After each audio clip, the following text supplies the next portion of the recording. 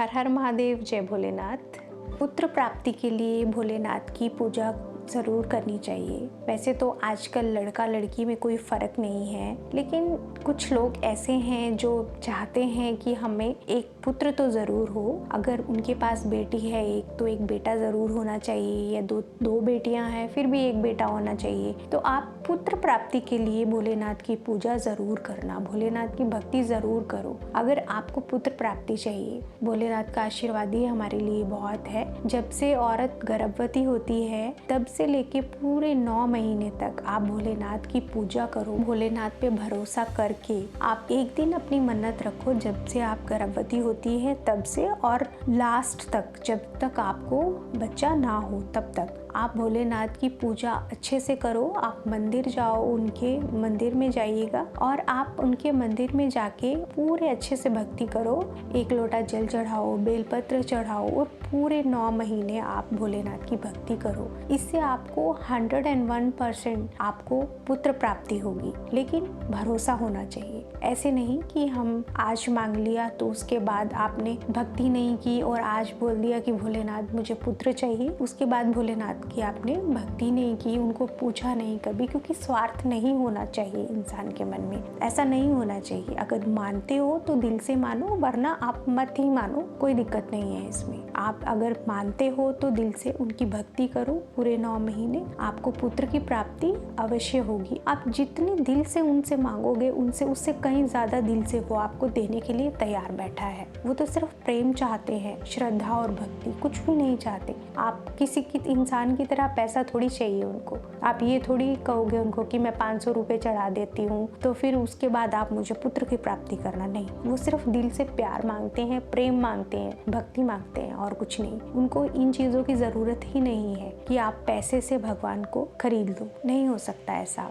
आप भगवान से जो भी मांगोगे, जो भी चाहोगे, वो तो आप दिल से जब उनको प्रेम करोगे, आपको तभी सब कुछ मिल जाएगा। आपको ज़्यादा कहने की ज़रूरत भी नहीं है। सिर्फ एक बार आपको भरोसे के साथ मंदिर जाना है, उनके सामने एक बार छोटी सी विनती करनी है। आपको पुत्र की प्राप्ति, आपका जो भी आपकी इच्छा होगी, आपको वो अवश्य मिलेगा। आप करके देखिएगा ये सब। जैसे कोई महिला प्रेग्नेंट होती है, वो अपने गर्भ में अपने बच्चों को क्या क्या सिखा सकती है। सबसे पहले तो जब गर्भवती महिला होती है, उसको अपने गर्भ में बच्चे को अच्छे संस्कार देने चाहिए। आप ये सोच रहे होंगे कि गर्भ में हम कैसे संस्कार दे सकते हैं, हम कैसे बात कर सकते हैं अपने बच्चे से गर्भ में। नहीं हो सकता ऐसा। कुछ लोग ऐसे सोचते हैं, लेकिन ये गलत है। हर माँ अपने बच्चे से अपने गर्भ में बात कर सकती है, अपने बच्चे को अच्छे संस्कार दे सकती है। और ये कैसे दे सकती है? सिर्फ भक्ति करके। आप जितना अपने बच्चे को गर्भ में संस्कार देंगे, आपका बच्चा बाहर आके भी उन संस्कारों को बहुत जल्दी से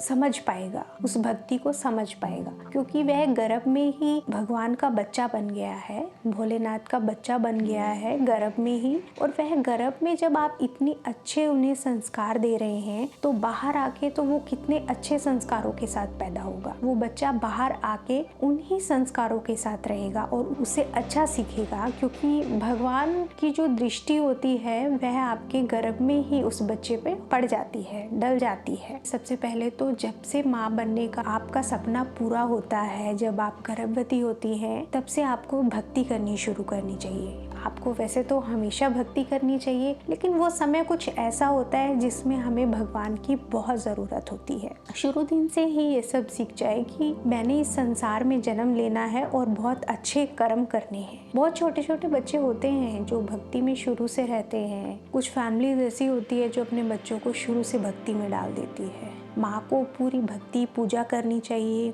मंदिर जाना चाहिए, शिव महापुराण जो भी आप पढ़ना चाहती हैं, आपको वो बुक्स पढ़नी चाहिए। हर रोज मंदिर जाना चाहिए, एक लोटा जल भोलेनाथ पे चढ़ाना चाहिए और आपको अच्छे अच्छे भजन कीर्तन ये सब सुनना और करना चाहिए। इससे भी बच्चे के अंदर अच्छे संस्कार जाते हैं। आप कभी नोटिस करना, कभी भी आप बच्चे से अपने गर्भ में बात करोगे तो वो आपको रिस्पॉन्स करता है। आप जिस तरीके के उसको भजन सुनाओगे, जिस तरीके की आप पूजा पाठ करोगे तो वो रिस्पॉन्स करता है। आप जैसे जैसे संस्कार बच्चों को अपने गर्भ में दोगे वैसे वैसे संस्कार बच्चा सीखता है। फिर बाहर आने के बाद तो वह भगवान का बच्चा बन जाता है कि भगवान भी जानते हैं कि इसकी माँ ने हमेशा भक्ति की है, पूजा की है, तो ये बच्चा भी मेरा है और मेरा हाथ हमेशा इसके सर पे रहेगा। हर हर महादेव, जय भोलेनाथ।